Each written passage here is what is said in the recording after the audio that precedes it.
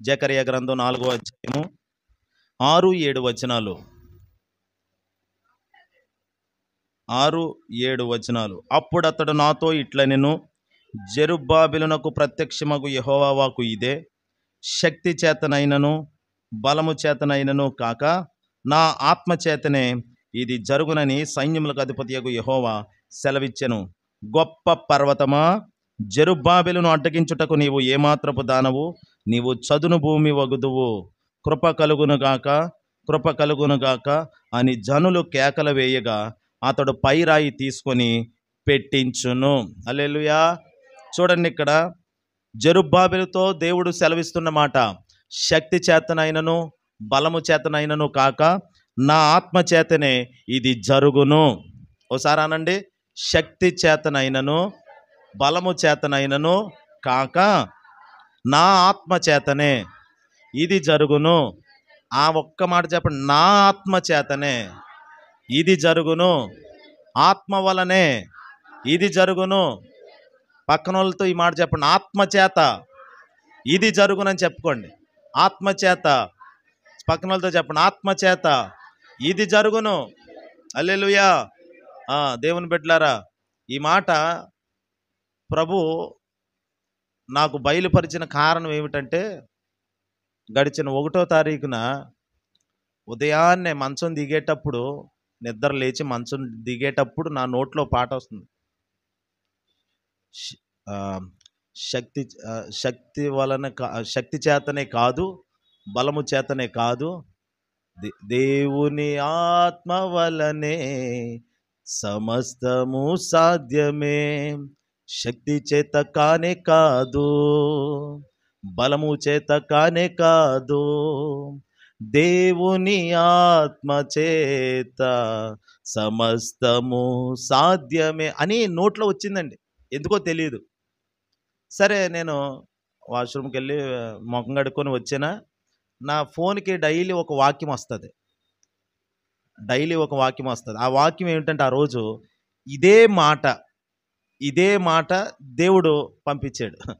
నాకు డైలీ వచ్చే వాక్యం అదే, ఒక యాప్ ఉంటుంది. ఆ యాప్లో బైబిల్ యాప్ అనమాట. వాళ్ళు డైలీ ఒక వాక్యం పెడతారు. నేను అదే పాడుకుంటూ వెళ్ళొచ్చాను, ముఖం కడుక్కొని శుభ్రమై వచ్చానా, మొబైల్ ఓపెన్ చేసి చూస్తే ఆ వాక్యం నా కళ్ళెదుట కనబడుతుంది. శక్తి చేతనైనను బలము చేతనైనను కాక నా ఆత్మ వలన ఇది జరుగును అని ప్రభు ఆ వాక్యాన్ని నా కళ్ళ ముందు చూపిస్తున్నాడు. నోట్లో వచ్చిన వాక్యం అదే. నిద్ర లేవగానే ఆ పాట పాడుకుంటూ ఉన్నాను. తర్వాత ఫోన్ చూస్తే అదే వాక్యం ఉంది. నాకు డైలీ ఒక దైవజనుడి యొక్క వాక్యం వింటాను నేను. ఒక 5-6 నిమిషాలు ఉంటుంది అది. ఆ వాక్యం జీసస్ రెడీమ్స్ మినిస్ట్రీస్ దైవ సేవకులు మోహన్ సి లాజరస్ గారి యొక్క వాక్యాన్ని వింటాను నేను. ఉదయాన్నే డైలీ బ్రెడ్ వస్తుంది అది. నేను ఆ వాక్యం విన్నప్పుడు ఆయన చెప్పింది కూడా పరిశుద్ధాత్మ చేత కార్యాలు జరుగుతాయి అని అపోస్తుల కార్యాలు 1వ అధ్యాయం 8వ వచనం చెప్పారు ఆయన. ఆ రోజు 1వ తారీఖునే ఇదంతా జరిగింది. ఈ 3 విధాలుగా, ఒకటేమో నోట్లో దానంతట అదే, పాడుకున్న వాక్యము అదే, నేను చదివిన వాక్యము అదే, నా చెవిని వినిన ఆ దైవజనుని వాక్యము కూడా అదే. అప్పుడు అనుకున్నాను, ప్రభు ఈరోజు నాకు చెప్తున్న మాట ఇది. ఈరోజే కాదు, ఈ నెలంతటికి, నా బ్రతుకు దినములు అన్నిట ఈ వాక్యాన్ని ప్రభు నాకు ఇస్తున్నాడు అని నేను గమనించాను, గ్రహించాను. హల్లెలూయా. దేవుని వాక్కు ఆయా రీతులుగా మనల్ని దర్శిస్తూ ఉంటుంది. అది ఎవరో ఒకరి ద్వారానో సడన్గా మనం ఎలాంటి పరిస్థితిలో ఉన్నామో ఆ పరిస్థితికి తగినట్లుగా. ఒకరోజు ఎలాంటి ప్రార్థనకి వెళ్ళాలి, పాస్టర్ గారు నేను పిల్లలందరం బయలుదేరిపోయాం. సరే, ఫోన్లో వాక్యం పెట్టాం. హైదరాబాద్లో లాస్ట్ రోజు అనుకుంటా మీటింగ్స్ జరుగుతున్నాయి. ఆ మీటింగ్స్లో దైవజనుడు వాక్యం చెప్తున్నాడు. సరే, 2 మొక్కలు ఇందాం కదా అని చెప్పి అలా పెడితే దాదాపు గంట పైన విన్నాం. అలాగే అందుకే ఎల్లంటికి రావడం ఆ రోజు లేట్ అయిపోయింది, ఎల్లంటి ప్రార్థనకి. కానీ ఆ రోజు సూటిగా స్పష్టంగా దేవుడు మాట్లాడాడు. ఆ రోజు మా ఇద్దరితో సేవా సంబంధమైన విషయాలు, కుటుంబ సంబంధమైన విషయాలు, ప్రతీది ఎవరో ఆయనకి చెప్పినట్లుగా దేవుడు మనతో మాట్లాడువాడై ఉన్నాడు ఆయన. ఇలాగా రాత్రి కూడా చెప్పారు కదా ఇప్పుడు సాక్ష్యం కృపావరం గారు, దేవుడు నాతో మాట్లాడాడు అని. దేవుడు మాట్లాడతాడు. ఏ సిచ్యువేషన్లో ఉన్నామో, ఎలాంటి ఒడిదుడుకుల మధ్య ఉన్నామో, మనం అలా ఉన్నప్పుడు ఆయన మీద ఆధారపడితే ఆయన తన వాక్కును పంపుతాడు ఆ సమయానికి. ప్రభు ఈరోజు చెప్తున్న మాట, శక్తి చేతనైనా బలము చేతనైనా కాక నా ఆత్మ చేతనే ఇది జరుగును. జెరుబ్బాబెలు అనే ఒక యవనస్తుడు ఉన్నాడు ఇక్కడ. హల్లెలూయా. ఆ యవనస్తుడితో దేవుడు మాట్లాడుతున్నటువంటి మాట ఇది. ఎందుకంటే మందిరం నిర్మాణం జరుగుతుంది. మందిరం నిర్మాణం జరిగేటప్పుడు ఆ కడవరి మందిరం ఇది. వీళ్ళ చేతుల మీద యజ్రా, నెహెమ్యా, జెరుబ్బాబెలు వీళ్ళందరూ ఏకమయ్యి దేవుని మందిరాన్ని స్థాపించి నిర్మిస్తున్న వేళలో మందిరం పని పూర్తయ్యే పరిస్థితి వచ్చింది. మందిరం పని పూర్తయ్యే ఆ దాఖలాలు కనబడుతుంటే అక్కడ ఓ గొప్ప పర్వతం అడ్డుగా ఉన్నదంట. చివరి పని ముగించబడకుండా అడ్డుగా ఉందంటే అండి. మందిరం పని పూర్తి అవ్వకుండా అడ్డుగా ఉన్నది. అడ్డుగా ఉంటే దేవుని ఆత్మ దిగివచ్చి యెహోవా వాక్కు అదిగో జెరుబ్బాబెలు దగ్గరకు వచ్చి మాట్లాడుతుంది. ఏమని? జెరుబ్బాబెలు, ఇదిగో నీకు ఒక వాక్కుని నేను ఇస్తున్నాను. ఏమని? శక్తి చేతనైనా బలము చేతనైనా కాదు, నా ఆత్మ చేత ఇది జరుగుతుంది. జెరుబ్బాబెలును అడ్డగించుటకు ఓ గొప్ప పర్వతమా, నీవు ఏ పాటి దానివి, నీవు ఎంతటి దానవు, అడ్డు తొలగిపో, చదును భూమిగా మారిపో అని దేవుడు సెలవిస్తున్నాడు. అప్పుడు ప్రజలందరూ ఏకమయ్యి కృప కలుగును గాక అని కేకలు వేస్తుంటే ఆ రాయి ఒకటి తీసి, అంటే పూర్తిగా మిగిలిన పని అదొక్కటే, ఆ రాయి తీసి పైన పెట్టించాలి. మందిరం పైన ఆ ఒక్కటి పెట్టిస్తే పని అయిపోతుంది. అది అలా జరగకుండా, అది పూర్తి అవ్వకుండా ఓ గొప్ప పర్వతం అడ్డు వచ్చేసిందంటే అండి. హల్లెలూయా. జెరుబ్బాబెలు పరిచర్యకి అడ్డుగా ఉన్న పర్వతాన్ని తొలగించిన ఆ పరిశుద్ధాత్మ దేవుడు ఈరోజు నీ జీవితానికి, దేవునికి ఏదైతే అడ్డుగా ఉందో దానిని తొలగించునుగాక, దానిని ధ్వంసము చేయునుగాక, చదును భూమిగా మార్చునుగాక. చూడండి దేవుని బిడ్డలారా, దేవుని పరిచర్యకు ఏది ఆటంకంగా ఉండనివాడు దేవుడు. మనం అనుకోవడం కాదు, దేవుడు ఉండనివాడు. చూస్తాడు. అది ఎలాంటి అడ్డుబండైనా, అది అడ్డు రాతి అయినా దానిని తప్పించి పనిని పూర్తి చేస్తాడు. ఇక్కడ పని పూర్తవ్వకుండా సాతాను అడ్డగించాడు. అయితే ఇక్కడ చూడండి, జెరుబ్బాబెలును పరిశుద్ధాత్ముడు బలపరుస్తున్నాడు. దేవుని ఆత్మ జెరుబ్బాబెలు అనే యవనస్తుని పట్టుకొని, ఇదిగో ఇక మీదట నేను చేస్తాను, మీరు చెయ్యాల్సిన పని మీరు చేశారు, నేను చెయ్యాల్సిన పని నేను చేస్తాను అంటున్నాడు దేవుడు. దేవుని బిడ్డలారా, మీరు ఎంతవరకు ప్రాకులాడుతున్నారో, ఎంతవరకు ప్రయాసపడుతున్నారో, ఏ విషయాల్లో మీరు కొరతలు ఎదుర్కొని దాంతో పోరాటంలో ఉన్నారో ప్రతి పోరాటాన్ని ప్రభు చూస్తున్నాడు. ఇప్పుడు పరిశుద్ధాత్ముడు రంగంలోకి దిగి ఆయన పనిని పూర్తి చేయబోతున్నాడు. పనిని పూర్తి చేసే పరిశుద్ధాత్ముడు ఆయనే.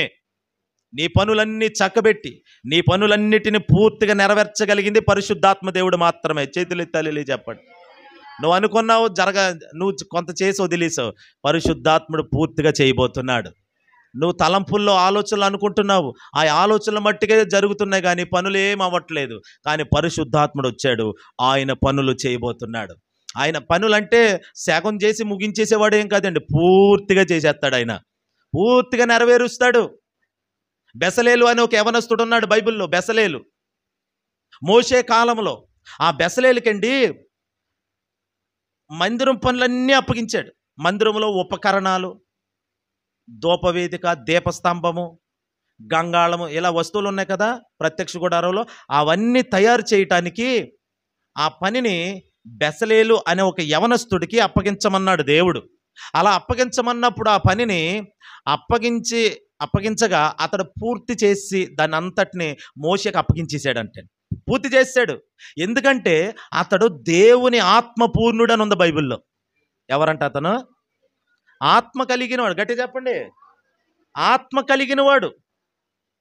పరిశుద్ధాత్మ సహాయముతో జ్ఞాన ఆత్మ అతడికి ఇవ్వబడగా అతడు పనిని పూర్తి చేశాడు. దేవుని మందిర పనులు ఈరోజు, ఇదిగో దేవుని మందిరం. ఎవరో? ఇదొక దేవుని మందిరం. అలాగే మనందరం కలిసి దేవుని మందిరముగా ఉన్నాం. మనలో కొరతలున్నాయి. ఆ మందిరం యొక్క రాయి పెడితేనే మందిరం పని పూర్తయినట్టు. ఈరోజు నీ జీవితంలో కొరతగా ఏదైతే ఉందో, ఆత్మీయ జీవితంలో ఉన్న కొరతను తీర్చేవాడు పరిశుద్ధాత్ముడు. పరిశుద్ధాత్ముడు నీ ఆత్మీయ జీవితంలో కొరతలు పూర్తి చేస్తాడు మొదటిగా ప్రభు చెప్తున్నాడు. అందుకనే నీ ఆత్మీయ జీవితంలో ఉన్న కొరతని మనుషులు తీర్చలేరు, పరిశుద్ధాత్ముడే తీర్చగలడు. నీకు ప్రార్థన ఏమండి, ప్రార్థన లోటుగా కనబడుతుంది మీ జీవితంలో, ఆ ప్రార్థన ఆత్మను పుట్టించేది ఆయనే. మనుషులు ఎవరో చేయలేరు ఆ పని నీ పక్షంగా.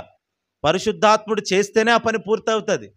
ప్రభు చెప్తున్న మాట ఏమిటంటే, నీ జీవితంలో, ఆత్మీయ జీవితంలో ఉన్న కొరతలు ఉన్నాయి కదా, ఆ కొరతలన్నీ తీర్చడానికి పరిశుద్ధాత్ముడు నీలో ఉన్నాడు, నీకు అనుగ్రహించబడ్డాడు, మనందరి మీద కుమ్మరించబడ్డాడు.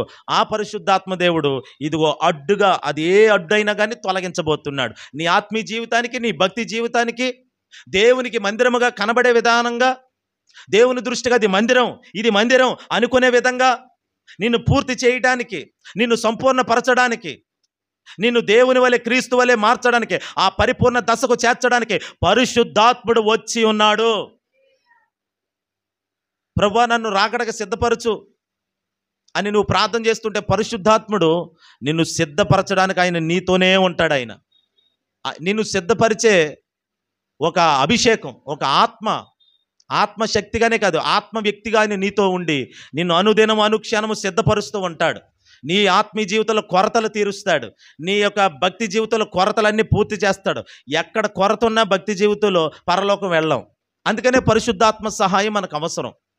ప్రేమ తక్కువగా ఉందనుకోండి, పరలోకం వెళ్ళలేం. ఇచ్చిన రక్షణను పోగొట్టుకున్నాం అనుకోండి, పరలోకం వెళ్ళలేం. ఇతరులను క్షమించలేకపోతున్నాం అనుకోండి, పరలోకం వెళ్ళలేం. ఇలా ఆత్మీయ జీవితంలో ఎక్కడెక్కడ కొరతలు ఉన్నాయో ఆ కొరతలన్నీ తీర్చడానికి పరిశుద్ధాత్ముని సహాయం మనకి వచ్చునుగాక.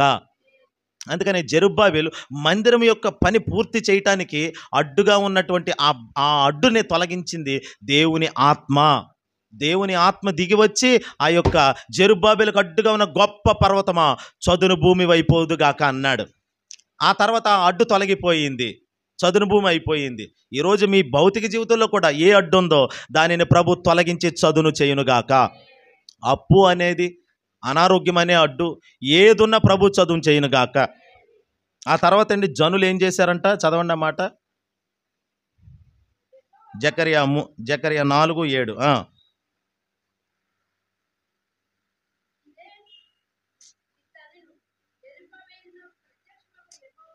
అమ్మ 7వ వచనం మధ్యలో చదవండి.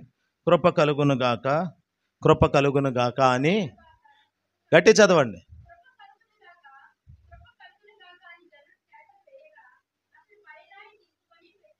ఇప్పుడు జనులందరూ ఏం చేస్తున్నారంట అనండి ఒకసారి, ఆ మాట పలకండి. కృప కలుగునుగాక అని జనులు అంటున్నారు. అంటే ఇప్పుడు జెరుబ్బాబెలు పక్షంగా సంఘమంతా ఏమంటున్నారు? కృప కలుగునుగాక అంటున్నారు. ఇప్పుడు విశ్వాసులుగా మీ నోట, మనందరి నోట ఏముండాలి చెప్పండి? కృప నిరంతరం ఉండునుగాక. నీ కృప నిత్యముండును, నీ కృప నిత్య జీవము, నీ కృప వివరింప నా తరమా యేసయ్యా. నీ కృప నిత్యముండును, నీ కృప నిత్య జీవము, నీ కృప వివరింప నా తరమా యేసయ్యా. హల్లెలూయా. అంటే నీ కృప కలుగునుగాక, కృప కృప కృప అనే మాట నీ నోట ఉండాలి. ఇప్పుడు దైవజనుడితో ఏకమవుతున్నారు. ఏకమైన వారందరి నోట ఏముంటుందంటే కృప ఉంటుంది. నీ నోట్లో కృప ఉండునుగాక.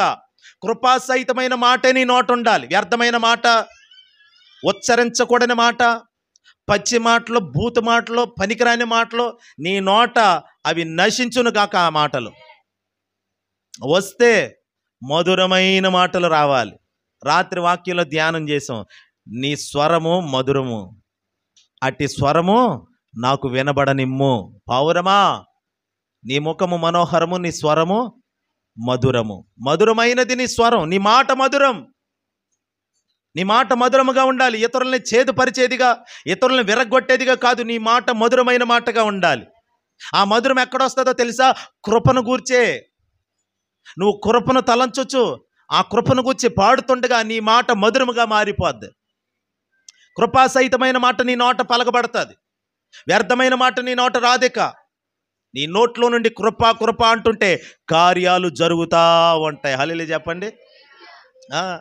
అలా కృప కృప అని కేకలు పెడుతున్నారు అనుకోండి విశ్వాసులు, ఎప్పుడు దొరుకుతుంది కృప? చెప్పండి చెప్పండి అమ్మా. కృప ఎప్పుడు దొరుకుతుంది అని చెప్పాను? వేకువజామున లేచి కృప కృప కృప అనుకుంటూ కృపను గూర్చి పాడాలి.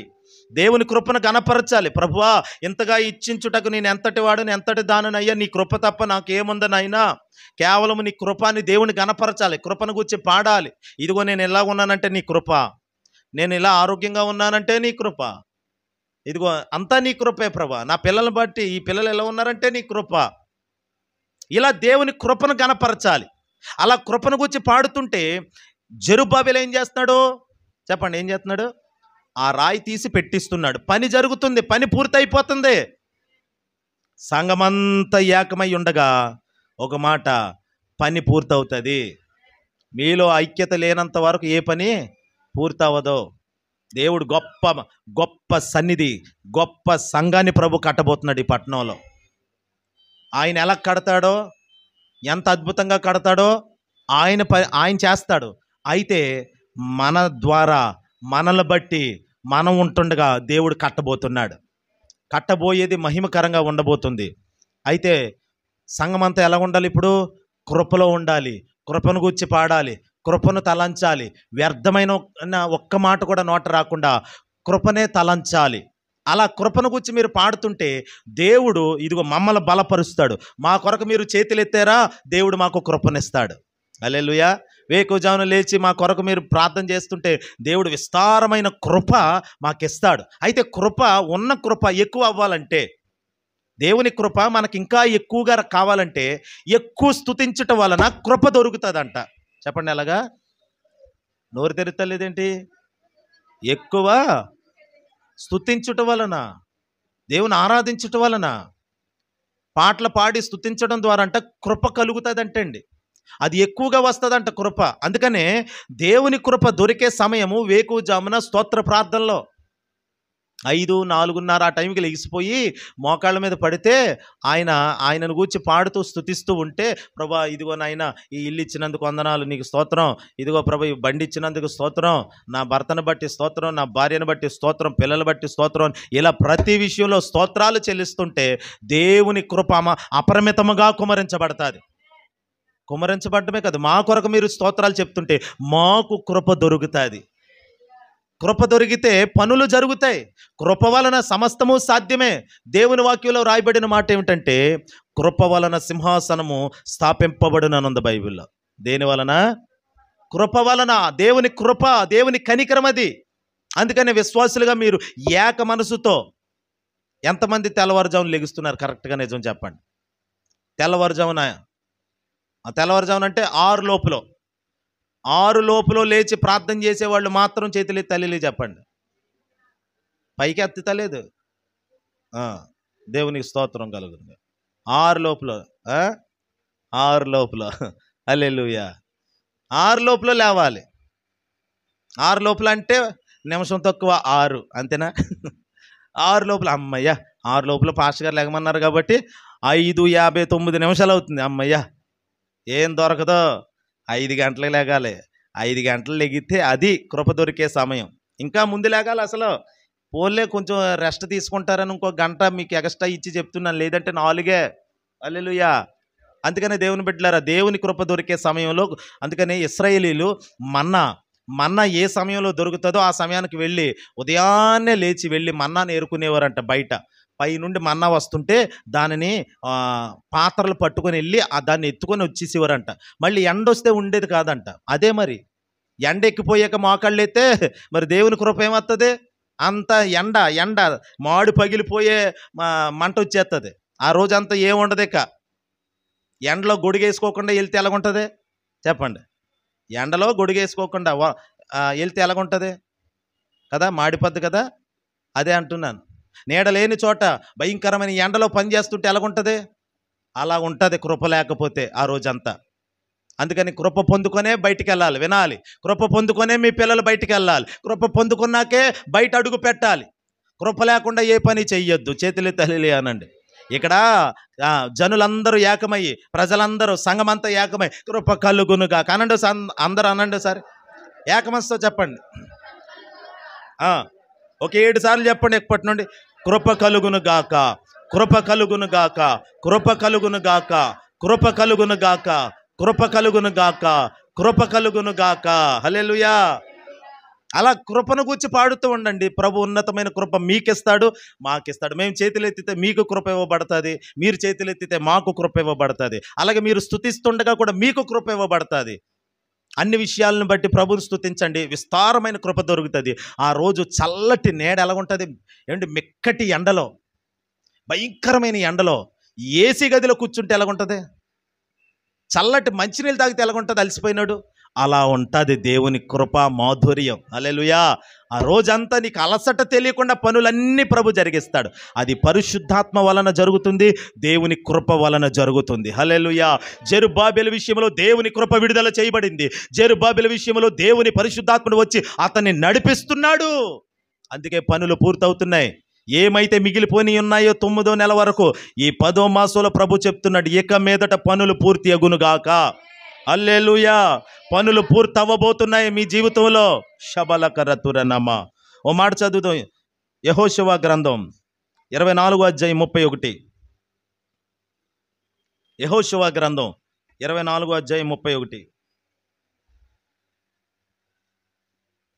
హల్లెలూయా. యెహోషువ గ్రంథం 24:31 చదవండి అమ్మా.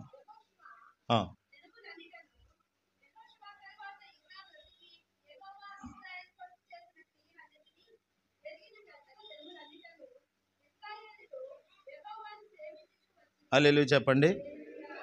నా వైపు చూడండి, మీకు అర్థమవుతుంది. యెహోషువ బ్రతికిన కాలం అంతా కూడా, వృద్ధాప్యం వరకు కూడా ఏమండి, అతడికి 110 సంవత్సరాలు 110 సంవత్సరాలు వచ్చే వరకు కూడా యెహోషువ చేత నడిపించబడిన ప్రజలందరూ, అనగా ఇశ్రాయేలీలందరూ కూడా దేవుణ్ణే సేవించారంట. క్రమం తప్పిపోకుండా దేవుని మాటకు లోబడి, ఎవరో ఆకాన్ అనే వ్యక్తి తప్ప మిగతా అందరూ యెహోషువ కాలంలో క్రమము కలిగిన వారిగా, చాలా నీతిగా దేవుణ్ణే సేవిస్తూ పడిపోకుండా భక్తి జీవితంలో కాపాడబడుతూ వచ్చారు. వారికి ఏ కీడులు తగలకుండా యుద్ధాలన్నింటిలో జయం కలిగి వారు క్షేమాన్ని పొందుకున్నారు. ఏమండి, అందరూ ఐక్యతగా ఉన్నారు, దేవుణ్ణే సేవిస్తూ వచ్చారు. యెహోషువ కాలము వరకు కూడా జనులు దేవుణ్ణి సేవించుచూ వచ్చారు. హల్లెలూయా. అంటే యెహోషువ ఎలాంటి నాయకుడు? యెహోషువ అంటే ఎవరో మోషే దగ్గర ఒక పరిచర్య చేసేవాడు. ఇప్పుడు నా దగ్గర ఒక యవనస్తుడు, ఒక పిల్లవాడు నా దగ్గర పరిచర్య చేస్తే ఎలాగో, అలాగా ఆ మోషే గారి దగ్గర యెహోషువ పరిచారకుడు అనమాట. ఆ పరిచర్య చేస్తున్నటువంటి యెహోషువ మోషే చనిపోయిన తర్వాత ఆ పని భారమంతా యెహోషువ మీద పడింది. ఆ నాయకత్వపు భారమంతా యెహోషువ మీద పడింది. ఎంతమంది వాళ్ళు? ఎంతమంది? 20 లక్షల పైన ఉన్నారంట వాళ్ళందరూ. చెప్పండి ఎంతమంది? 20 లక్షల పైన ఉన్నారు. వాళ్ళందరినీ ఒక్కడ నడిపించాలి. ఇప్పుడు చెప్పండి ఎంతమంది? ఒక్కడే నడిపించాలి. మోషే గురువుగారు ఉన్నప్పుడు పర్వాలేదు, మరి ఇప్పుడు ఎవరు లేరు, ఒక్కడే ఉన్నాడు యవనస్తుడు. ఎలా నడుపుతాడు ఇంతమంది జనాన్ని? ఒక కుటుంబాన్ని, ఒక యజమానుడు నడిపించడానికి ఎంత ఇబ్బంది పడిపోతున్నాడు చెప్పండి. ఒక కాపరు 100 మంది నడిపించాలంటేనే అయ్యి బాబోయ్ ఎన్ని పోరాటాలు ఉంటాయో తెలుసండి. కొన్ని నామకార్థంగా ఉంటారు కదా, కొన్ని నామకార్థ సంఘాల్లో. అలాంటి సంఘాల్లో అది దేవుని ఆత్మన చేత నడిపించబడే సేవకుడు అనుకోండి, ప్రతి పోరాటంలో జయం ఉంటుంది. ఇప్పుడు యెహోషువ ఒక్కడే ఇంతమందిని చేత పట్టుకొని ముందుండే నడిపించాలి. ఒక్కొక్కరు కుడికి ఎడమకి తొట్టిల్లిపోతారు. వాళ్ళ గురువు గారే భరించలేకపోయారు. ఎవరో మోషే భరించలేకేమన్నాడు? ద్రోహులారా, మిమ్మల్ని నేనేమన్నా కన్నానా? నేనేమన్నా మీకు తండ్రినా? ఎందుకు అలాగ ఇబ్బంది పెట్టేస్తారు? ఎందుకు అలాగ నన్ను కాల్చుకు తినేస్తారు అని వాళ్ళ మీద కోప్పడ్డాడు. ఆ కోప్పడిన కారణంగా అతడు కానాను అనే దేశాన్ని పోగొట్టుకున్నాడు. అంటే ఆ దేశంలో ప్రవేశించడానికి అర్హత కోల్పోయాడు, హక్కు కోల్పోయాడు. హక్కు లేదు ఇప్పుడు. నా పరిస్థితి ఏంటి ప్రభు అంటే, నువ్వు ఆ కొండెక్కి చూస్తావు కానీ అందులోకి ప్రవేశించవు. దేవుడు చెప్పారు, ఏంటి ఇంత సేవ చేశాక నన్ను అందులోకి తీసుకెళ్ళవా? ఏం దేవుడు అయ్యా నువ్వు అని దేవుడి మీద ఇసుక్కోలేదు. అది దేవుని చిత్తానికి అలా లోబడ్డాడండి. కానీ తర్వాత తీసుకెళ్ళాడు. మోషే చనిపోయాక తర్వాత యేసుక్రీస్తు బ్రతికిన కాలంలో యేసుక్రీస్తుతో మాట్లాడటానికి ఆ కనాను దేశంలోనే రూపాంతర కొండ మీద చూడండి ఎంతమంది, ఏలియా, ఎవరెవరో యేసుక్రీస్తుతో ఎవరెవరు ఉన్నారు, ఏలియా, మోషే, ఇద్దరు యేసుక్రీస్తుతో మాట్లాడటం మనం గడిచిన ఉపవాస ప్రార్థనలో ధ్యానం చేసాం మనం. మరి మర్చిపోతే ఎలాగ మీరు? అప్పుడు యేసు ప్రభు ఎక్కడున్నాడు? కనాను దేశంలో. శరీరంతో అయితే వెళ్ళలేదు, కానీ ఆత్మ శరీరం కలిగిన వాడుగా క్రొత్త నిబంధనలో ప్రత్యక్షమయ్యాడు మోషే. దేవుడు అబద్ధికుడు కాదు, అన్యాయస్తుడు కాదు, మాట తప్పని వాడు కూడా కాదు. నువ్వు ప్రవేశించమన్నాడు, ప్రవేశించలేదు, చూసి తనువు చాలించి చనిపోయాడు అంతే. కానీ చనిపోయి దేవుని దగ్గరికి వెళ్ళిపోయాడు కదా, ఆ మోషే మళ్ళీ వచ్చాడు, యేసుక్రీస్తుతో మాట్లాడుతున్నాడంట. అక్కడ పరమ కానానులో. హల్లెలూయా. అయితే ఇక్కడ గమనించండి, మోషే గారే నాయకత్వంలో చాలా ఇబ్బందులు పడ్డాడు. అలాంటి అంత గొప్ప పని ఇప్పుడు ఎవరి చేతికి వచ్చింది? యెహోషువ. అనండి ఒకసారి, అందరూ మాట్లాడాలి, ఒకరు కాదు, అందరూ వింటున్నారా? ఒకసారి హల్లెలూయా చెప్పండి. వినేవాళ్ళు అయితే గట్టిగా మాట్లాడొచ్చు, తప్పేముంది? యెహోషువ తీసుకున్నాడు ఆ నాయకత్వ బాధ్యతలన్నీ. అంటే యెహోషువ ఏం తీసుకోలేదు, దేవుడే అప్పగించమన్నాడు. ప్రభువా, ఇంత గొప్ప జనమును నడిపించడానికి నా తర్వాత ఎవరు? వీళ్ళందరూ క్రమం తప్పిపోకుండా నడిపించేవాడు ఎవరున్నారయ్యా నా తర్వాత? పోన్లే, నా జీవితం అయిపోతుంది, ఇక చివరి దినానికి వచ్చేసాము, ఇక నా తర్వాత ఎవరు? సమర్థుడిగా ఉండాలి కదా. వారి ఎదుట వారి మనవులన్నీ నీ దగ్గరకు తీసుకొచ్చేవాడు కావాలి, నీ దగ్గర ఉన్న మాటలన్నీ వీళ్ళ దగ్గరకు తీసుకొచ్చేవాడు కావాలి కదా. అలాంటి వాడు ఎవరున్నారు ఇక్కడ? అంత సమర్థత కలిగిన వాడు ఎవరు అని అంటే మోషే ప్రార్థన చేశాడు. అలాగని చూడండి, దేవుడు కొన్నిసార్లు మనల్ని ఇరుకు మార్గంలో నడిపిస్తాడు, ఇబ్బందుల కొలువులో నడిపిస్తాడు. నడిపించినప్పుడు అప్పుడు కూడా మధురంగానే ప్రార్థన చెయ్యాలి. నువ్వు చూడవు అని చెప్పాడు కదా కానాను దేశం, చూడనని చెప్పినప్పుడు ఇంకెందుకు ప్రార్థన చేయడం? ఈ ప్రజలు ఎలా పోతే నాకెందుకులే, వీళ్ళని ఎవరు నడిపితే నాకెందుకులే అని మోషే అలా అనుకోలేదు. ఎంత బాధ్యతగా ఉన్నాడో చూడండి, ఎంత బాధ్యతగా ఉన్నాడు. నన్ను దేవుడు కనానులోకి తీసుకెళ్ళకపోయినా పర్లేదు, ఈ ప్రజలు మాత్రం దేవుని చేతిలోనే ఉండాలి. ఒక ఆశ కలిగిన వాడే ఉన్నాడు, ప్రార్థన చేస్తున్నాడు, ప్రభువా ఎవరున్నారయ్యా నా తర్వాత సమర్థతగా నడిపించగలిగే నాయకుడు ఎవరున్నారయ్యా అని ప్రార్థన చేస్తుంటే దేవుడు ఏం చెప్పారో చదువుతాం చూడండి. దేవుడు చెప్పిన మాట సంఖ్యాకాండం 27వ అధ్యాయం 18వ వచనం. 27:18 సంఖ్యాకాండం.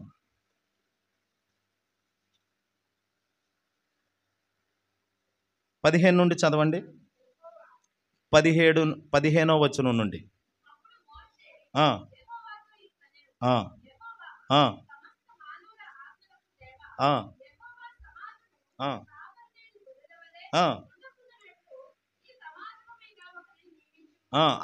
అలా నియమించబడేవాడు ఎలా ఉండాలంట?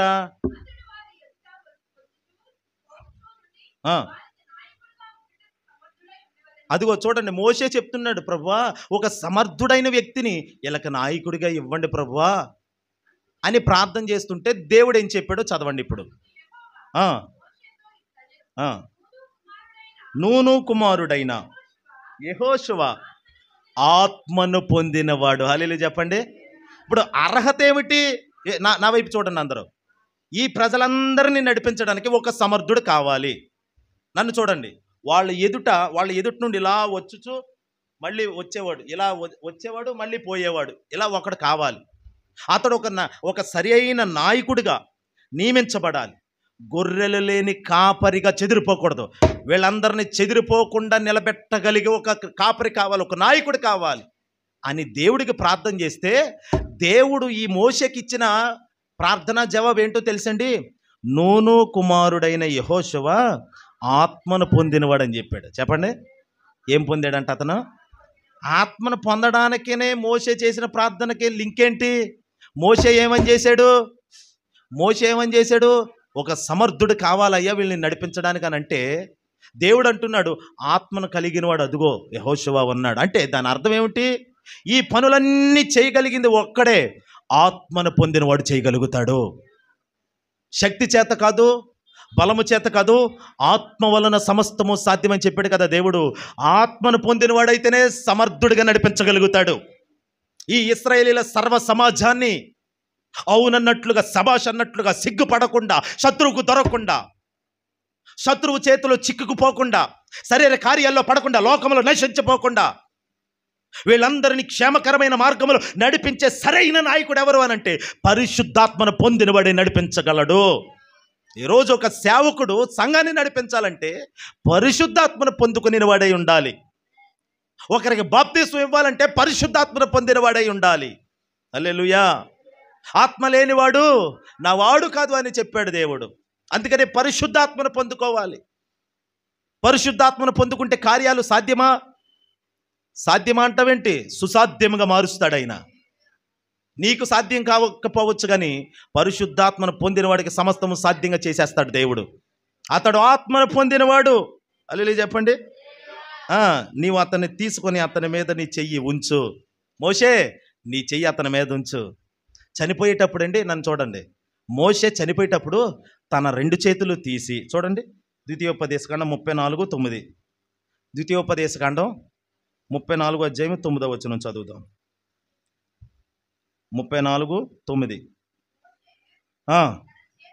తన చేతులను నూను కుమారుడైన యెహోషువ మీద ఉంచి ఉండెను గనుక అతడు జ్ఞానాత్మపూర్ణుడాయెను. అనండి ఒకసారి. అంటే జ్ఞానము ఆత్మపూర్ణుడయ్యాడంటండి. ఇప్పుడు యెహోషువ ఎలాంటి వాడు అయ్యాడు? జ్ఞానం కలిగిన ఆత్మపూర్ణుడిగా మారిపోయాడు. అంటే ఇప్పుడు పరిశుద్ధాత్మలో ఏముంది? జ్ఞానం ఉంది. చెప్పండి, ఏముంది? ఇప్పుడు జ్ఞానవంతురాలు ఇల్లు కట్టినంటే ఎలా కట్టేస్తుంది? ఆ జ్ఞానం ఎక్కడి నుండి వస్తుంది? పరిశుద్ధాత్మ వలన. పరిశుద్ధాత్మను పొందుకోవాలి. ఒక స్త్రీ సంఘం కట్టి ఆరాధన నడిపించగలుగుతుందంటే దాని అర్థం పరిశుద్ధాత్మను పొందుకుంటేనే ఆ స్త్రీ అలా చేయగలదు. అలా చేసేదే దేవుని సంఘం అవుతుంది. హల్లెలూయా. నా మట్టుకు నేను ఏదో నలుగురిని పోగేసేసి ఏదో చేసేద్దామంటే కాదు, అది సంఘం అవ్వదు.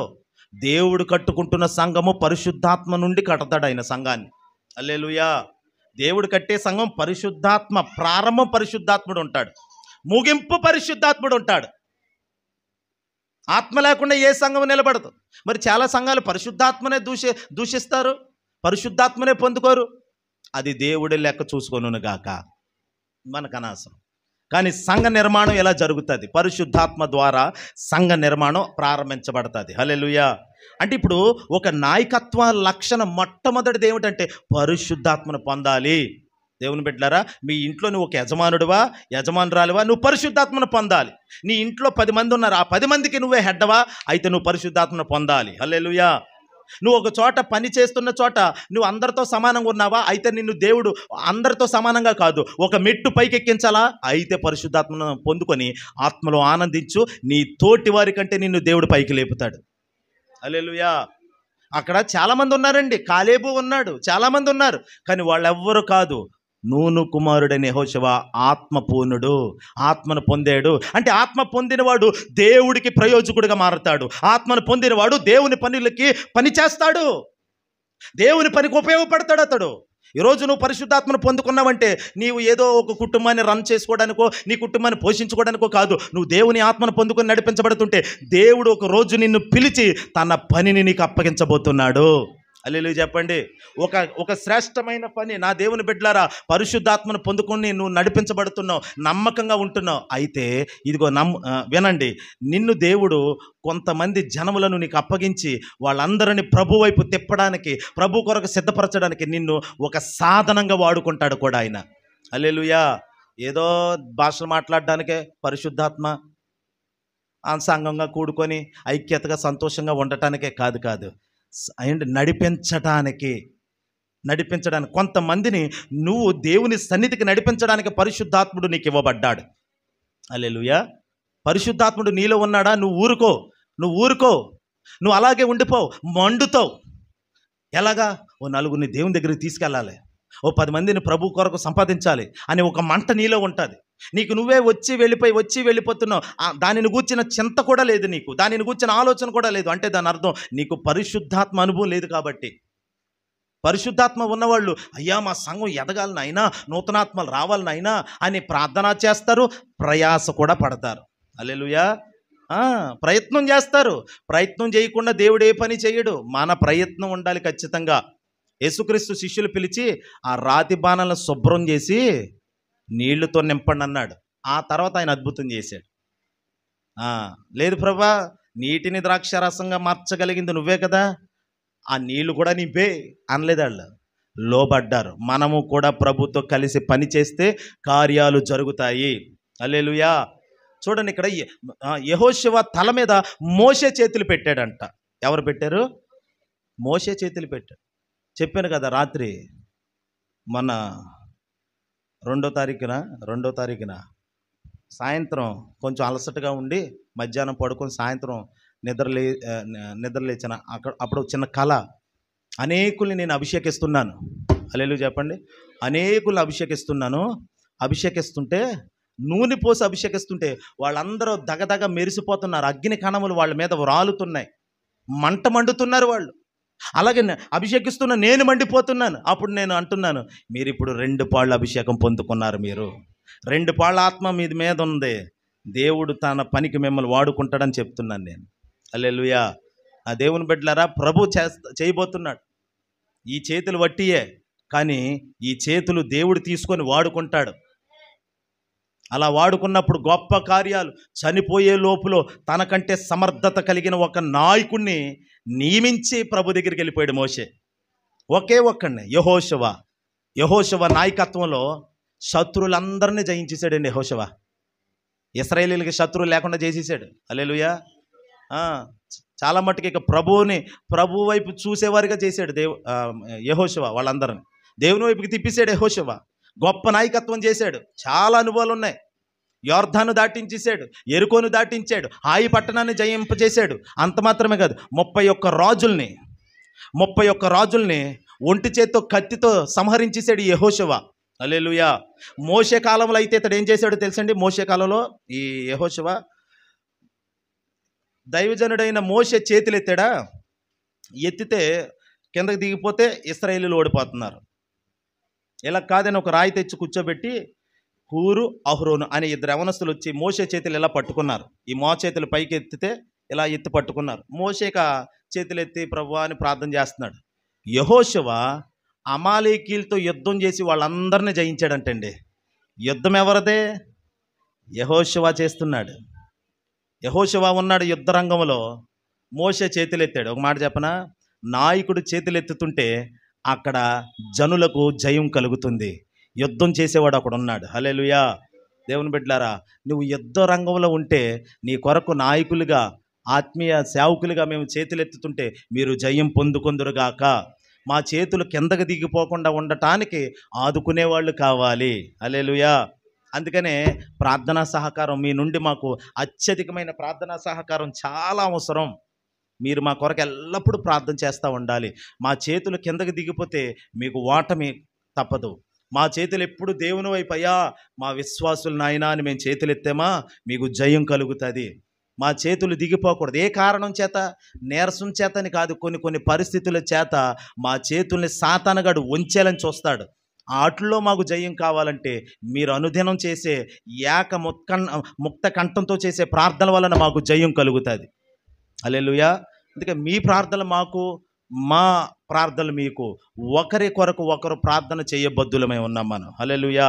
చూడండి, ఇప్పుడు యెహోషువ ఆత్మను పొందినవాడు కాబట్టి దేవుని పనికి నిర్ణయించబడుతున్నాడు. సరైన పనికి నిర్ణయించేది పరిశుద్ధాత్ముడే. ఎవరిని ఏ పనిలో పెట్టాలో పరిశుద్ధాత్ముడికి తెలుసు.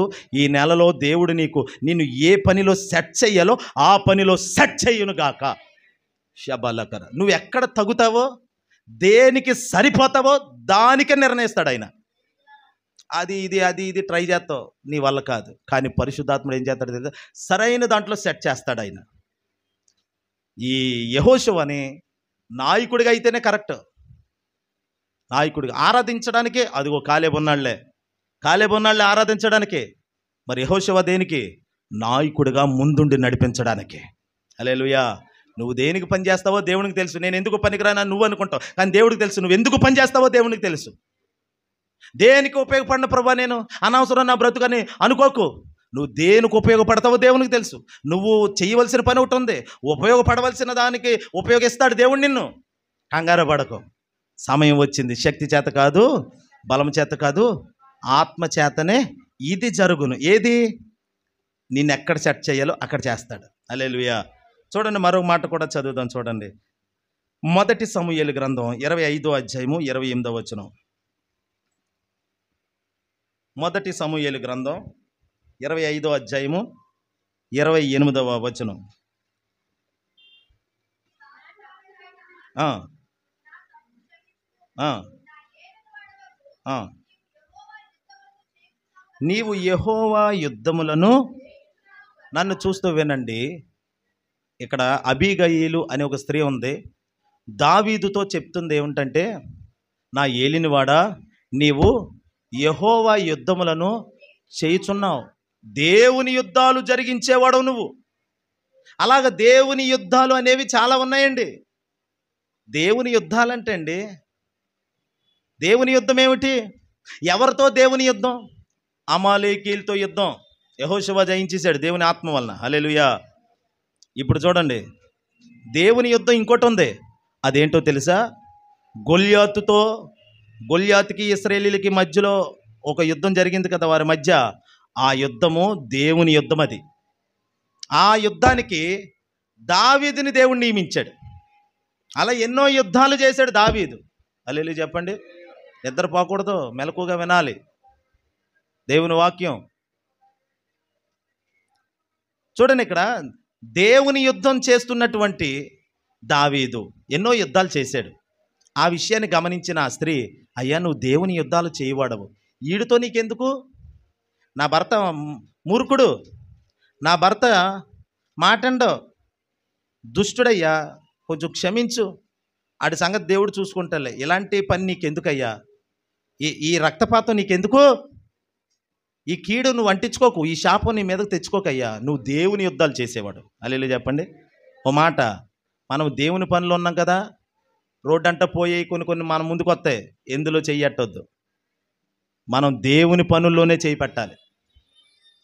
అవి దేవుడు చూసుకుంటాడు. ఆడెవడైనా వచ్చాడనుకోండి, దుష్టుడైన నాబాల్లాగా, ఆడిని దేవుడు చూసుకుంటాడు. దేవునికి అప్పచెప్పాలి మనం. అది దేవుని చిత్తమే. అదే మనం కీడు చేస్తే మన మీద కేసు పడుతుంది. దేవుడు చేసాడు అనుకోండి, ఎవడి మీద కేసు పెడతాడు చెప్పండి? చెప్పండి అమ్మా. మీ శత్రువుని మీరే వెళ్ళి గొడవాడి అతను మీరే కొట్టారనుకోండి, కేసులు ఉంటాయి ఉండవా? అదే దేవుడు కొడితే మీ ఇంట్లో మీరు ప్రార్థన చేసుకుంటున్నారు అంతే.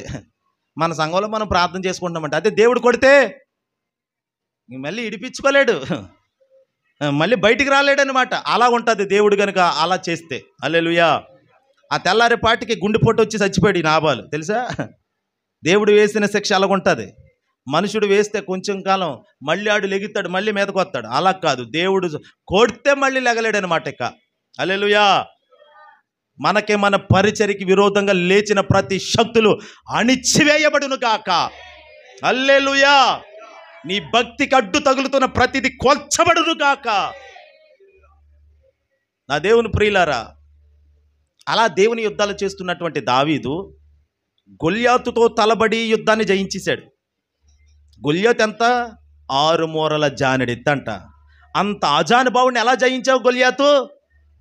ఎలా? ఆ సామర్థ్యం ఎక్కడిది? ఆ బలం ఎక్కడిది? దేవుని యుద్ధాలు చేయడానికి నీకు అంత వీరత్వం ఎక్కడిది? అంత శూరత్వం ఎక్కడిది నీకు? ఆ సైన్యానికి రాజుగా ఉన్న ఇశ్రాయేలీల రాజు అయిన సౌలే చతికిలబడి కూర్చున్నాడే, అంతమంది సైనికులు ఉన్నారు, కానీ ఒక్కడు కూడా కత్తి జులిపించి యుద్ధానికి వెళ్ళిన దాఖలాలు లేవు కదా. ఎవడ మట్టుకు వాడు సైలెంట్ అయిపోతే నువ్వు ఎలా చేయగలిగా ఆ యుద్ధాన్ని దావీదు? నువ్వు అక్కడవే ఆ యుద్ధాన్ని చేసి ఎలాగ జయం పొందేవు అని అడిగితే అతడు ఏమంటాడో తెలుసా? చూద్దాం, చూడండి.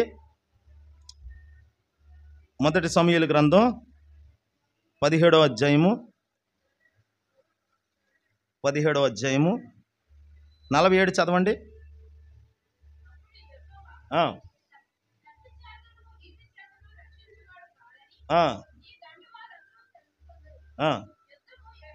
యుద్ధము, అదిగో దావీదు యుద్ధములో జయం పొందడానికి కారణం ఒకటి, యుద్ధము యెహోవాది.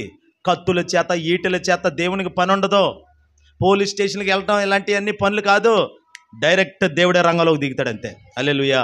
యుద్ధము నాది కాదు, మరి ఎవరిదే? యెహోవాదే యుద్ధము. అయితే దేవుని యుద్ధము, ఇది నా యుద్ధము కాదు, ఇది దేవుని యుద్ధము అని ఎలా తెలుసుకోగలిగాడో తెలుసండి. ఓ మాట చదువుతాం చూడండి. 16వ అధ్యాయంలోకి రండి, పక్కనున్న పేపర్ తిప్పండి. 13వ వచనం. 16, 13.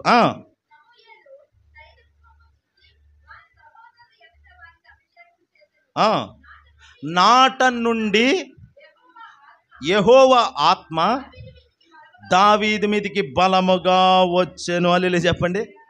ఎవరు వచ్చారంట దావీదు మీదకి? పరిశుద్ధాత్ముడు వచ్చాడండి. దావీదు హృదయంలోకి, దావీదు మీదకి పరిశుద్ధాత్ముడు వచ్చాడు. ఇప్పుడు అంత గొప్ప యుద్ధంలోకి అంత ధైర్యం చేసి ఎలా వెళ్ళిపోయావు, ఎలా సాహసించావు, అంత సాహసం ఎలా చేయగలిగావు దావీదు? ప్రభు చెప్తున్నాడు, ఈ నెల సాహస కార్యాలను ప్రభు మనతో చేయించబోతున్నాడు. హల్లెలూయా. సాహసం చెయ్యండి. పూర్వం ఎప్పుడో కార్యక్రమం వచ్చేది జెమినీ టీవీలో, సాహసం చేయరా దెంబక, అది అనుకున్నారా? కాదు, దేవుడు ఇస్తాడు మనకి సాహసం చేయటానికి ఆ ప్రేరేపణ. దేని కొరకు సాహసం చెయ్యాలో దేవుడు చేస్తాడు. చూడండి, అరిమతి యోసేపు గవర్నమెంట్ ఉద్యోగస్తుడు. యేసుక్రీస్తు చనిపోయి సమాధిలో పెట్టబడితే సాహసించి అధికారుల దగ్గరికి వెళ్ళి, ఏమండి, అధికారుల దగ్గరికి వెళ్ళి, అయ్యా యేసుక్రీస్తు ఆ శవాన్ని మాకు ఇవ్వండి, మేము సమాధి చేస్తాం, శిలువ మీద వేలాడుతున్నాడు కదా ఆయన చనిపోయి, మాకు ఇవ్వండి అని సాహసించి వెళ్ళి ఆయన దేహాన్ని తీసుకొచ్చి సమాధి చేశాడు. అరే, నేను గవర్నమెంట్ ఉద్యోగస్తుడిని, అలా అడిగితే నా ఉద్యోగం ఏమైనా పోతుందేమో అనేమి భయపడలా. దేనికి భయపడకండి, దేవుని కొరకు నిలబడండి, సాహసంగా నిలబడండి, దేవుడు మీ పక్షంగా జయాన్నిస్తాడు. హల్లెలూయా. భయపడ్డారా? దేవుని కొరకు చేసే పనుల్లో మీరు భయపడ్డారా? అపజయం మిమ్మల్ని వెంటాడుతుంది. దేవుని కొరకైన పనుల్లో మీరు నిలబడ్డారా? మీరేం చేయలేరు, కానీ నిలబడండి. కానీ దేవుడు చేస్తాడు వెనకాలండి అంతా కూడా. హల్లెలూయా. నిలబడాలి. మొదట నిలబడేవాడు కావాలి కదండి. ఎవరు నిలబడక దేవుడు జయమెత్తలేదు. వాళ్ళలో ఎవరైనా నిలబడతాడేమో అని చెప్పి చూస్తే ఎవరు నిలబడలేదు. చివరికి భోజనాలు క్యారేజీలు మోసుకొచ్చేవాడు దావీదు. వాళ్ళ అన్నయ్యలకి క్యారేజీ తెచ్చేవాడు దావీదు. అతన్ని నిలబెట్టుకొని యుద్ధంలో గొప్ప జయం తీసుకొచ్చాడు. చూసారా? నువ్వు చెయ్యకపోతే దేవుడు ఇంకొకరితో యుద్ధం చేయించేస్తాడు. అందుకనే అక్కడ ఏముంది? 16, 13 వచ్చిన మళ్ళీ చదవండి.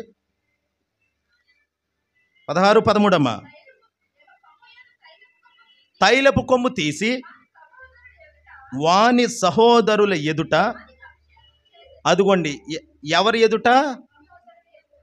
దావీదు సహోదరులు, అన్నయ్యలు అనమాట. దావీదు చివరోడు. వాళ్ళ అన్నయ్యలందరి ఎదుట ఒక అభిషేకం జరిగింది. అలా నూనె పోసి అభిషేకించగానే ఏమొచ్చింది అతనిలోకి? పరిశుద్ధాత్ముడు దిగొచ్చాడు దావీదులోకి. చేతులు తల్లి చెప్పండి. పరిశుద్ధాత్ముడు దిగొచ్చాడు. ఒక దైవజనుడు అప్పటికి పశువులు కాసుకుంటున్నాడు ఈ దావీదు. దైవజనుడు పిలిపించాడు, వచ్చాడు ఈ దావీదు. రాగానే తైలపు కొమ్ము తీసాడు, ఇంకా ఆలస్యం చేయలేదు. నేను కోరుకున్నవాడు ఎత్తడే అని దేవుడు చెప్పాడు దైవజనుడితో. వెంటనే నూనె తీసి అతడు తల మీద పోసి అభిషేకించాడు. పరిశుద్ధాత్ముడు దిగొచ్చాడు. దైవజనుడు, పరిశుద్ధాత్ముడు ఏకమయ్యారు. దావీదుని ఆనాటి నుండి పరిశుద్ధాత్ముడు విడిచిపెట్టకుండా దేవుని పనుల కొరకు వాడుకుంటున్నాడంట. ఓ మాట చెప్తాను చూడండి. నీవు చేయలేని యుద్ధాలను పరిశుద్ధాత్ముడు నీలో ఉండి చేయించబోతున్నాడు. నువ్వు యుద్ధం చేయలేవు. యుద్ధం మంద కాదు, యుద్ధము దేవునిదే. అంత గొప్ప గొప్ప యుద్ధాలు ఎలా జయం వస్తుంది? అవును, శక్తి చేత కాదు, బలము చేత కాదు. మరి దేని వలన? పరిశుద్ధాత్మ వలన గొల్యాతులు మనం జయించగలుగుతాం. చెప్పండి, ఎవడాడు? చెప్పాలి. గొల్యాతు ఏం చేస్తున్నాడు అక్కడ? ఇశ్రాయేలీల్ని సవాల్ చేస్తున్నాడు. మీ మీదకు వస్తున్న ప్రతి సవాలుకి పరిశుద్ధాత్ముడు జవాబు ఇవ్వబోతున్నాడు. ఇక మీదట మిమ్మల్ని ఎవరు సవాల్ చేస్తున్నారో, ఎవరు తోలనాడుతున్నారో, ఎవరు కించపరుస్తున్నారో, ఎవరు రకరకాల మాటలతో కృంగిపోయేలాగా చేస్తున్నారో, ఇతడండి ఈ గొల్యాతు ఇశ్రాయేలీని కృంగిపోయేలా మాట్లాడాడంట. చూడండి ఆ మాట చదవండి. 17వ అధ్యాయం 32వ వచనం చూడండి. 17:32.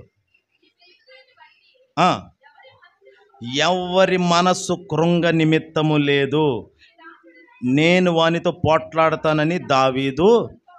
అదిగోండి, దావీదు రంగంలోకి వచ్చాడు. పరిశుద్ధాత్మను పొందుకున్నాడు కదా, నాకు ఎదురు లేదు, పరిశుద్ధాత్మ నాలో ఉన్నాడు అన్న ఒక గ్రహింపు ఉంది దావీదులో. నువ్వు పరిశుద్ధాత్మను పొందుకున్నావు కదా, వెనకాడకు. ఏదైనా దేవుడు ప్రేరేపించాడా, నిలబడు, దేవుడు ముందుకు తీసుకెళ్తాడు. హల్లెలూయా చెప్పండి.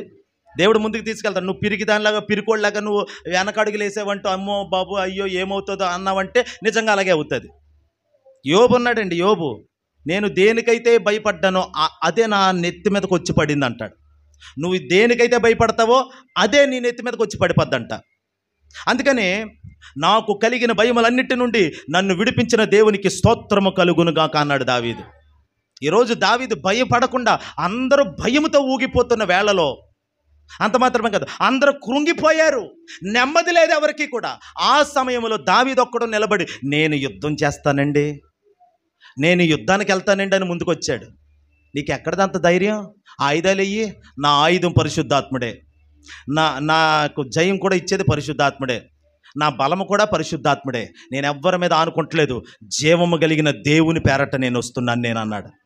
యుద్ధానికి ఎవరి పేరు మీద వెళ్తున్నావు యుద్ధానికి? అమ్మా, ఎవరి పేరు మీద? దేవుని పేరు మీద. తాత పేరు, ముత్తాత పేరు, అందరి పేర్లు కలిసిలా పేరెడతారు. కాదు కాదు, పుట్టిన బిడ్డకే దేవుని ఆత్మచేత ప్రేరేపించబడిన పేరు పెట్టుకోవాలి, అది జయం. హల్లెలూయా. మా నాన్న పేరు కలాలండి, వాళ్ళ నాన్న పేరు కలాలండి, ఆ తాత పేరు కలాలండి అని ఇలా ఇంత పొడుగు పేరు పెట్టుకుంటారు. ఎందుకు వచ్చిన పేర్లు? చచ్చిపోయిన వాళ్ళ పేర్లు. హల్లెలూయా చెప్పండి. చచ్చిపోయిన వాళ్ళ పేర్లు ఏమి పెట్టుకున్నా పెట్టుకోకపోయినా దానివల్ల ఒరిగేది ఏమీ లేదు. కానీ దావీదు దేవుని పేరు మీద మొదలెడుతున్నాడు. ఏదైనా జీవము కలిగిన దేవుని పేరు మీద, పుట్టిన పిల్లలకైనా కొన్ని విషయాల్లో దేవుని పేరు మీదే వారికి పేర్లు పెట్టేలా చూడండి. హల్లెలూయా. అందుకని దేవుడు మీకు ఏ పేర్లు ఇచ్చాడో ఆ పేర్లతో పిలవబట్టం మేలైనది, మీకు అది క్షేమకరమైనది. బాప్తిసం పొందినప్పుడు మీకు ఏ పేర్లు పెట్టబడ్డాయో ఆ పేర్లతో పిలవబడాలి మీరు. పాత పేర్లు వద్దు. ఏ పేరైతే ఆ పేరు చెప్పుకోవాలి. కొంతమంది చెప్పరు, దేవుడి పేరు చెప్పరు. బాప్తిసం ఇచ్చినప్పుడు పెట్టిన పేరు చెప్పరు బయటికి. అమ్మో, క్రైస్తవురాలన్నీ క్రైస్తవునని తెలిసిపోద్దేమో. నా పేరేంటి వెంకటలక్ష్మి అండి, నా పేరేంటి సుబ్బమ్మ అండి. నిజమే, ఆధార్ కార్డులో అక్కడ ఎక్కడైతే ఆ పేర్లు అవసరమో అవి చెప్పాలి. సాధారణంగా కొంతమంది అడుగుతారు కదా, నీ పేరేంటంటే, నా పేరేంటి జకరియా, నా పేరేంటి అబ్రహాం, నా పేరేంటి విక్టర్ పాల్. హల్లెలూయా. ఇలాగ దేవుడు మనకి ఏ పేరు ఇచ్చాడో ఆ పేరు, అది దేవుని పరంగా పెట్టిన పేరు. ఇప్పుడు దావీదు దేవుని పేరు మీద యుద్ధానికి వెళ్తున్నాడు. అందుకనే గొప్ప జయం వచ్చింది. దేవుని నామానికి మహిమ తేవాలని నువ్వు నిలబడితే దేవుడు నీకు గొప్ప జయాన్ని ఇస్తాడు. ఆ యుద్ధంలో నీకు గొప్ప జయాన్ని ఇస్తాడు దేవుడు. హల్లెలూయా చెప్పండి. చివరికి ఒక మాట చదువుదాం చూడండి. 2వ రాజుల గ్రంథం 2వ అధ్యాయము 9వ వచనం.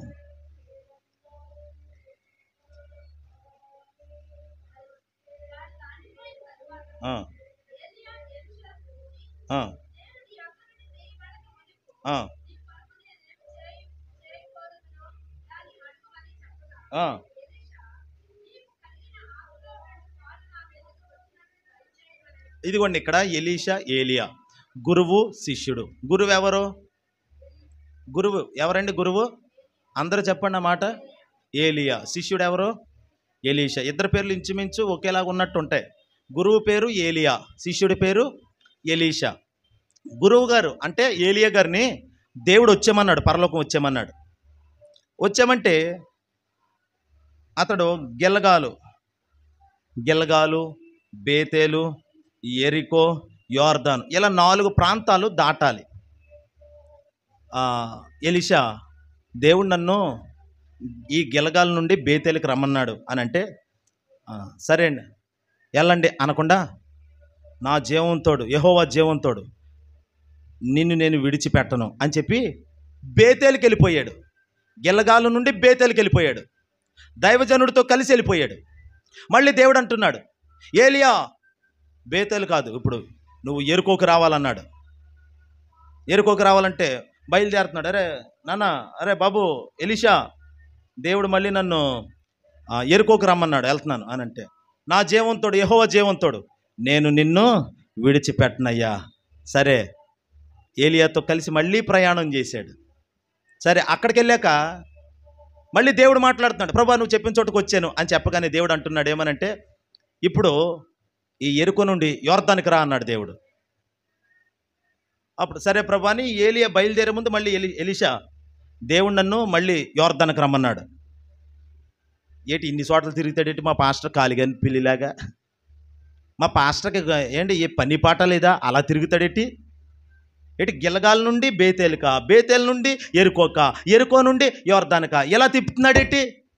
దేవుడు అలా చెప్తాడా అన్నిసార్లు పేర్లు మార్చి? నీలో విధేయతను చూడాలంటే, నువ్వెంత విధేయత చూపుతున్నావో, ఎంత లోబడుతున్నావో తెలియాలంటే కొన్ని పరీక్షలు ఉంటే ఆ పరీక్షలు పాస్ అవ్వాలి ఖచ్చితంగా. హల్లెలూయా. గిలగాలు నుండి బేతేలుకు వస్తాడా రాడా? వస్తాడు. వచ్చాడు. ఎలీషా వచ్చాడు, శిష్యుడు గురుగారితో పాటు వచ్చేసాడు. ఎలీషా, మళ్ళీ నేను ఎక్కడికి వెళ్తున్నాను? ఎరుకోకి వెళ్తున్నాను. అక్కడ కూడా వచ్చేతనయ్యా అన్నాడు. వచ్చేసాడు. ఇప్పుడు నేను ఒక యవనస్తుడిని కూడా తీసుకొని ఎక్కడికైనా మీటింగ్కి వెళ్ళాను. అయ్యగారండి మీటింగ్ అయిపోయింది కదా, ఇంటికి వెళ్ళిపోదామండి అన్నవాడిని దేవుడు వాడుకోలేడు. కానీ అరే, నన్ను దేవుడు ఇక్కడ నుండి చెన్నై పట్టణానికి మీటింగ్కి రమ్మన్నాడు, అక్కడికి వెళ్తున్నాను రా అంటే నేను కూడా వచ్చేస్తానండి అని ఆసక్తిగా ఉంటారు చూడండి. అది దేవుడికి కావాలి. అలాంటి ఆసక్తి కావాలి. ఎలీషా గొప్ప ఆసక్తి కలిగినోడు. ఇల్లు మర్చిపోయాడు, కుటుంబాన్ని మర్చిపోయాడు, అన్నీ వదిలేశాడు. ఇక దైవజనుడితోనే జీవితం అనుకున్నాడు. అలా వెంబడిచ్చాడు. నువ్వు ఎరుకో కాదు, యోర్దాను కాదు, బేతేలు కాదు, నువ్వు ఎక్కడికంటే వెళ్ళు, యెహోవా జీవంతోడు, నిన్ను నన్ను వేరు చేసేది మరణము తప్ప ఇంకోటేది లేదయ్యా. నీతోనే నా ప్రయాణం, నీతోనే నా జీవితం. హల్లెలూయా చెప్పండి. నీతోనే నా శేష జీవితం, నీతోనే నా ప్రయాణం, మధ్యలో ఆగేది లేదు. అయితే చివరికి దేవుడు అన్నారు, ఏలియా యోర్దాన్ దాటొచ్చావు కదా, సరే ఇక మీదట వచ్చే అగ్ని రథాలు వస్తున్నాయి నీ దగ్గరికి, పంపుతున్నాను, అది ఎక్కేసి వచ్చాయి అన్నాడు దేవుడు. ఏ రథాలు? అగ్ని రథం ఎప్పుడన్నా ఎక్కుతామండి మనం? అంటే ఎడ్ల బండి కాలిపోతుంది అనుకోండి నిప్పుల్లో, ఆ బండికి కూర్చుంటామా? ఎక్కుతారా మీరు? కాలిపోతున్న బస్సు ఎక్కగలరా ఎవరైనా? కాలిపోతున్న రథాన్ని ఎక్కాడండి. అగ్నితో దహించబడుతున్నటువంటి నిప్పు కణముల్లో నుండి వచ్చినటువంటి, పరలోకం నుండి వచ్చిన అగ్ని రథాలు, గుర్రాలు కూడా అలాగే ఉన్నాయి. ఏలియా ఎక్కి కూర్చున్నాడు, జజ్జగా కూర్చున్నాడు. అదిగో వెళ్ళిపోతుంది రథం, పరలోకానికి వెళ్ళిపోతుంది. అలా ఆరోహణమైపోయాడు ఏలియా. వెళ్ళే ముందు ఇంతగా నన్ను వెంబడించావు కదా, ఇంతగా పరిచర్య చేసావు కదా, నీకేం కావాలి? నీకేం కావాలి ఎలీషా? నీ ఆత్మలో 2 పాళ్ళ ఆత్మ కావాలి నాకు. హల్లెలూయా చెప్పండి. ఏమడిగాడు? నోరు తెరిచి చెప్పండి. 2 పాళ్ళ ఆత్మ కావాలి నాకు. అది చాలా కష్టతరం ఎలీషా. ఒకవేళ నేను వెళ్ళేటప్పుడు నేను నీకు కనబడితే, చూడండి, నేను వెళ్ళేటప్పుడు నీవు నన్ను గనుక చూడగలిగితే అది ఇదిగో నీవు పొందుకుంటావు ఖచ్చితంగా అని చెప్తాడు. నేను వెళ్ళేటప్పుడు ఆ దర్శనం, ఆ ప్రత్యక్షత, నేను ప్రభు దగ్గరికి వెళ్ళిపోతున్నా ఆ ఆరోహణాన్ని నువ్వు చూడగలిగితే నువ్వు పొందుకుంటావు, నువ్వు అడిగింది నీకు దొరుకుతుంది, లేకపోతే నా చేతుల్లో లేదు, అది దేవుడే ఇవ్వాలి నీకు అని చెప్పేసాడు. రథం వచ్చింది, ఎక్కాడు, వెళ్ళిపోతున్నాడు. వెళ్ళిపోయేటప్పుడు అతడు ఒంటి మీద ఉన్నటువంటి దుప్పటండి, ఈ దుప్పట అలా ఎలీషా మీదకి వచ్చి పడింది. హల్లెలూయా చెప్పండి. ఎలీషా మీద పడిందా, ఆ దుప్పట తీసుకునే యోర్దాను ఎదుట నిలవబడ్డాడు. ఇప్పుడు నాయకుడు వెళ్ళిపోయాడు. మహిమ కలిగిన పరిచర్య ఉంది ఇక్కడ. దేవుని మహిమ పరచాలి, అగ్ని దిగమంటే దిగాలి. ఇప్పుడు మళ్ళీ ఏలియా లేని లోటు కనబడాలి భూమి మీద. ఏలియా లేని లోటు ఎవరికి తెలియకూడదు. ఇప్పుడు దేవుడు ఉన్నాడు భూమి మీద. ఏలియా అయితే వెళ్ళిపోయాడు, కానీ దేవుడు తన పనులు ఆపలేదు. దేవుడు తన పనిని జరిగిస్తూనే ఉన్నాడు.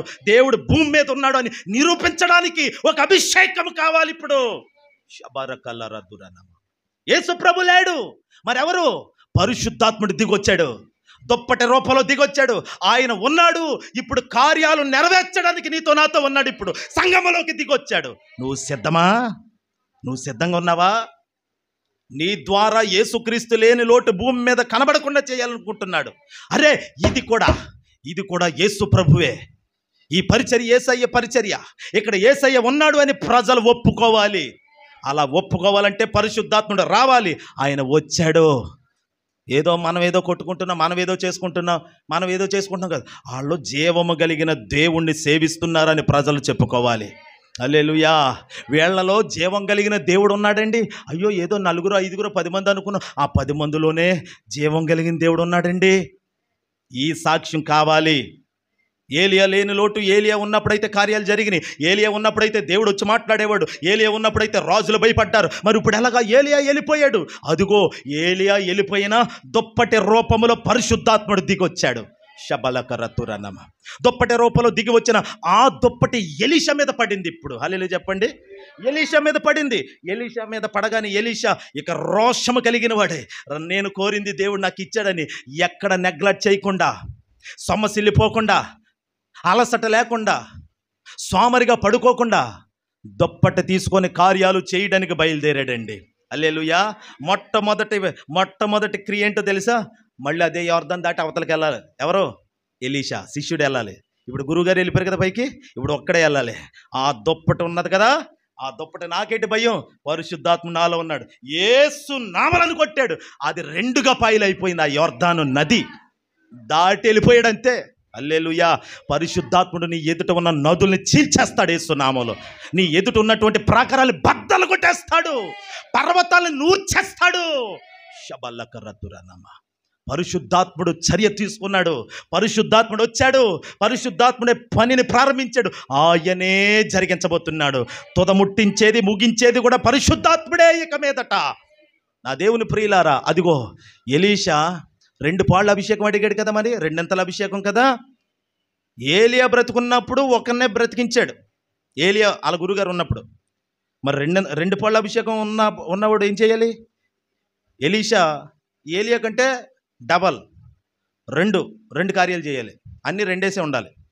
ఇప్పుడు చూడండి, ఎలీషా బ్రతుకున్నప్పుడు ఒకరిని బ్రతికించాడు. ఎలీషా బ్రతికించాడు. తర్వాత ఎలీషాకి కాలం వచ్చింది, అతడు చనిపోయాడు. దేవుని దగ్గరికి లెక్కలోకి చేర్చబడ్డాడు. మరి చనిపోయిన వాళ్ళని ఒకరినే బ్రతికించి చనిపోయాడు. మరి 2 బ్రతికించాలి కదండి. అయితే ఓ చోట యుద్ధం జరుగుతుంటే ఆ యుద్ధంలో ఒక సైనికుడు చనిపోతే అతన్ని తీసుకొచ్చి ఎలీషా ఉన్న సమాధినే తవ్వి, సమాధులు లేవు, ఎలీషా ఉన్న సమాధినే తవ్వి ఆ శవాన్ని అక్కడ పూడ్చిపెట్టారు. పూడ్చిపెట్టేటప్పుడే ఎలీషా ఎముకలు ఉన్నాయి కదా అక్కడ, ఆ ఎముకలకి ఈ బాడీకి, ఈ చచ్చిపోయిన దేహానికి సైనికుడికి తగిలింది. తగలగానే ఆ సైనికుల్లోకి జీవం వచ్చేసింది. లేచాడు, నిలబడ్డాడు. హల్లెలూయా. లేచి నిలబడ్డాడా, శక్తిని పొందుకున్నాడు. మళ్ళీ బయలుదేరుతున్నాడు యుద్ధానికి. చచ్చిన వాడిని కూడా బ్రతికించేశాడు. ఎవరో? ఎలీషా బతుకున్నప్పుడు అదే అభిషేకం, చనిపోయినా అదే అభిషేకం. ఏనుగు చచ్చినా బతికినా అదే అంటారు కదా. ఏమో ఏనుగు సంగతి ఏమో కానీ మనమైతే పరిశుద్ధాత్మను పొందిన వారు. ఈరోజు పరిశుద్ధాత్మను పొంది నీ కాలాన్ని ముగించుకొని నువ్వు ప్రభు దగ్గరికి వెళ్ళాక నీ ద్వారా ప్రభు జరిగిస్తున్న పరిచర్య మధ్యలో ఆగిన తర్వాత ఇంకా అద్భుతంగా జరిగించబోతున్నాడు దేవుడు. హల్లెలూయా. ఎముకల్లో సహితం అగ్ని మంట కలిగిన వాడు ఎలీషా. అంటే పైన ఒక అభిషేకం, లోపల ఎముకల్ని దహించే ఒక అభిషేకం ఉందన్నమాట. 2 పాళ్ళ అభిషేకం. మొన్న కళ కూడా దేవుడు అదే చూపించాడు. హల్లెలూయా. నా దేవుని ప్రియులారా, మనం అందరము 2 పాళ్ళ అభిషేకం కింద వెళ్ళాలి. మన అభిషేకం 2 పాళ్ళ అభిషేకంతో నింపబడాలి. సాధారణంగా ప్రార్థన చేయకూడదు, సాధారణంగా పరిచర్య చేయకూడదు, సాధారణంగా భక్తి చేయకూడదు. ఒక ఉన్నతంగా అసాధారణమైన పరిచర్యలో కొనసాగాలి. నీవు అగ్ని వలె మండాలి దేవుని కొరకు. దేవుని ఎరగని 100 మంది, లక్షల మంది ఉన్నా కానీ నువ్వు ఒక్క వ్యక్తివే దేవుని నమ్ముకున్నావా, నిలబడు దేవుని కొరకు. దేవుడు ఏంటో చూపిస్తాడు వాళ్ళకి. హల్లెలూయా. నిన్ను బట్టి చూపిస్తాడు. నువ్వు ఒక్క వ్యక్తివే, నిన్ను పట్టుకొని ఒక యూదుని చెంగు పట్టుకొని 10 మంది వస్తారన్న వాగ్దానాన్ని నెరవేరుస్తాడు దేవుడు.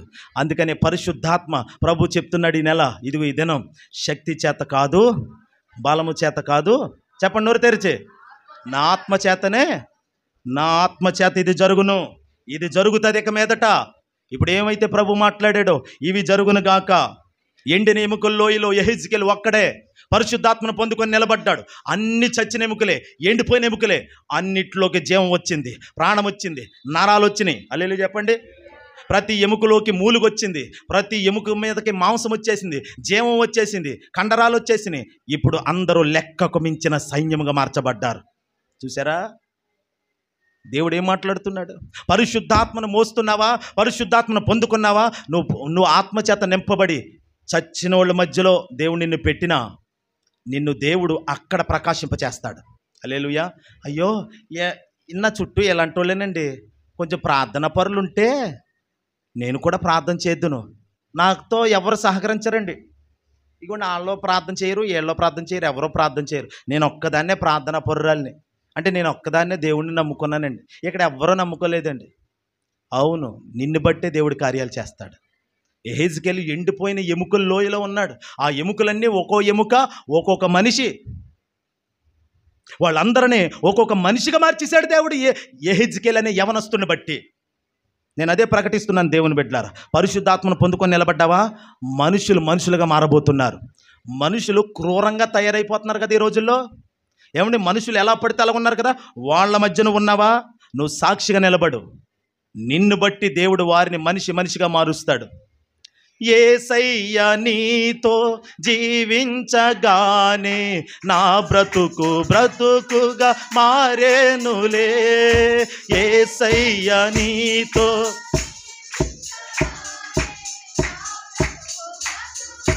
మారేనులే. నాట్యమాడేను నా అంతరంగము, ఇది రక్షణ.